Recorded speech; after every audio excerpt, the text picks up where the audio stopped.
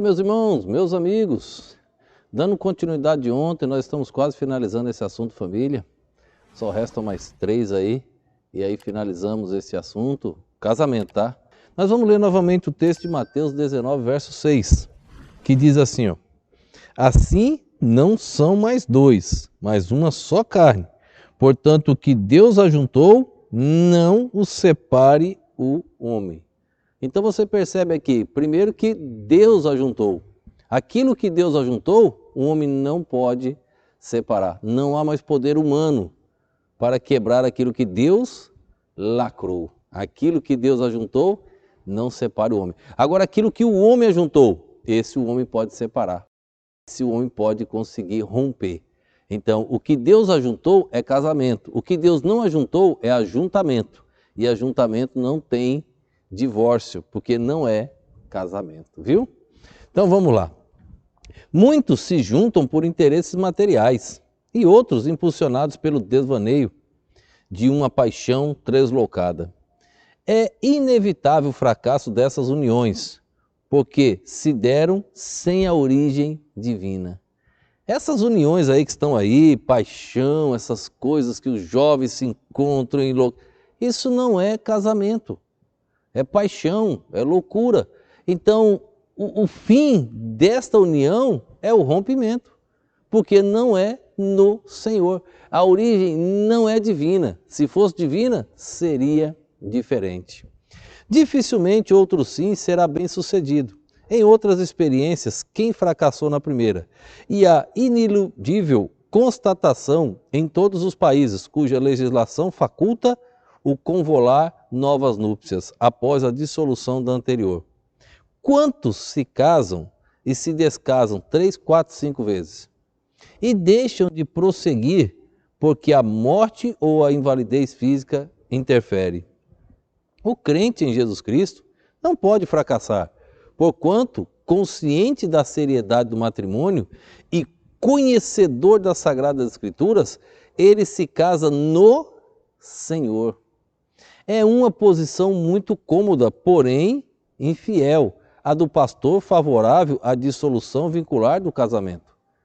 É cômodo ver uma situação e o pastor querer, mas digo a você, não é bíblica. Casamento no Senhor, preste bem atenção. Aquilo que não é no Senhor não é casamento.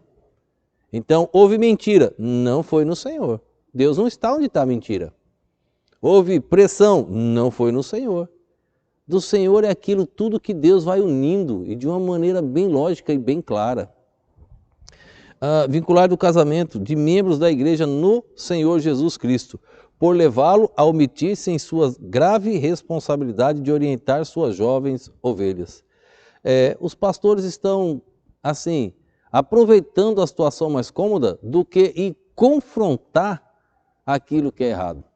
E o que a Bíblia diz é muito claro. Tem que ser confrontado o pecado e o erro. Casamento no Senhor é casamento no Senhor. O que não é no Senhor, não é casamento.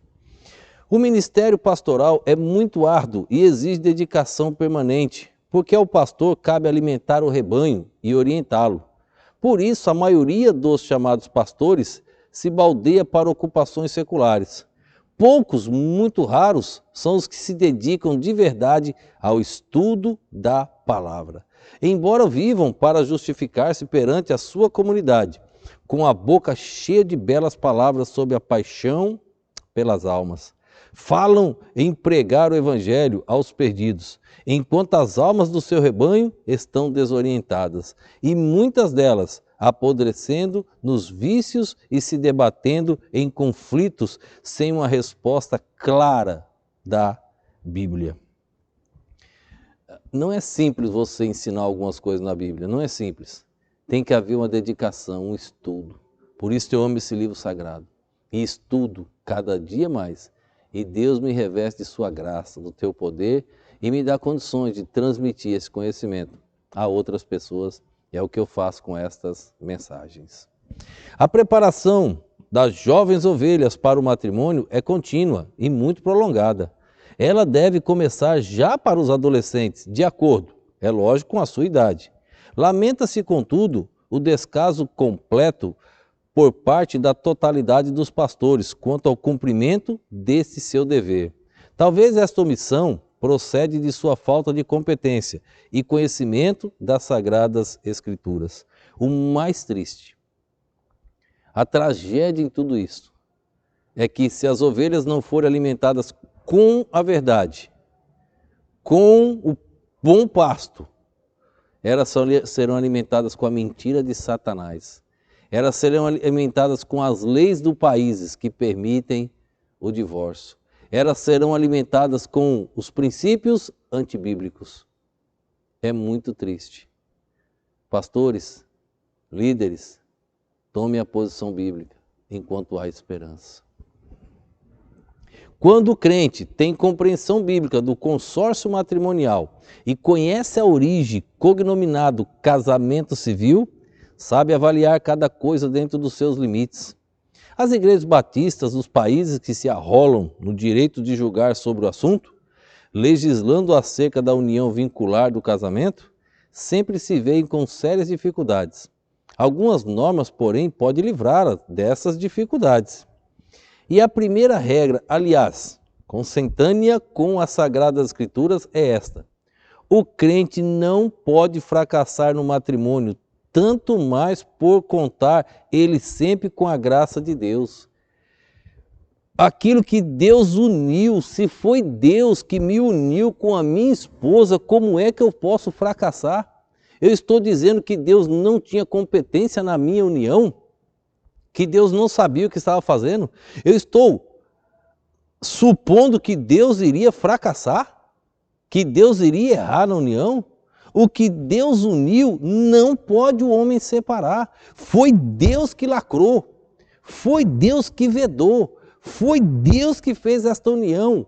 Então aquele crente que conhece as Sagradas Escrituras, ele sabe disso. Então a primeira regra básica é esta: se Deus uniu, não há separação. Quem se casa no Senhor jamais fracassará em sua vida conjugal. Casado no Senhor, pelo Senhor se uniu ao seu cônjuge. E as bênçãos de Deus neutralizarão todas as investidas do maligno. Precisa de mais alguma coisa? Precisa de mais alguma informação? Aquilo que Deus uniu, o homem não pode separar. Aquilo que o homem uniu, aquilo que a vontade, que essa geração translocada, que esta geração corrompida pelo pecado, que esta geração que está fazendo a união sem a interferência divina, sem o poder do Todo-Poderoso, está fadado ao fracasso. E saiba, o fim é a separação, que não é divórcio. Divórcio está ligado a casamento. Se essa união não era casamento, essa separação não é divórcio. Então o que existe muito hoje é um ajuntamento e não casamento. Talvez você não tenha um casamento, talvez você tenha um ajuntamento. Pense nisso. Teu casamento deve ser no Senhor. Por isso, irmãos, uma pessoa quando conhece a verdade, que vive uma vida conjugal, não a união do Senhor, ela quer legalizar logo aquilo. Ela corre, é um desejo para legalizar. Por quê? Ela quer a bênção de Deus. E ela quer agora aquele casamento, a união no Senhor. Porque ela sabe que o anterior não era. Mas ela agora, como conhecedora da verdade, que ela não tinha esse conhecimento antes, aquela pessoa agora quer ter um casamento no Senhor.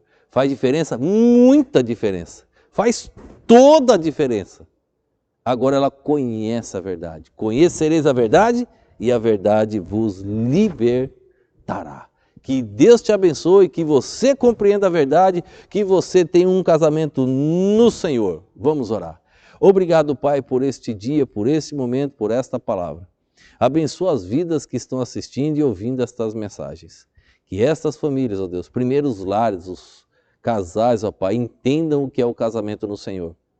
E que venham crescer na graça, na união, no poder.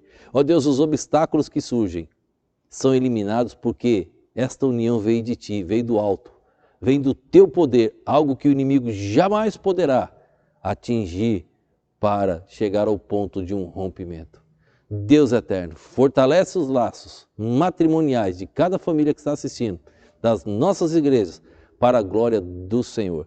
Eu te oro, te agradeço, no nome e no poder do nosso Senhor e Salvador Jesus Cristo. Amém.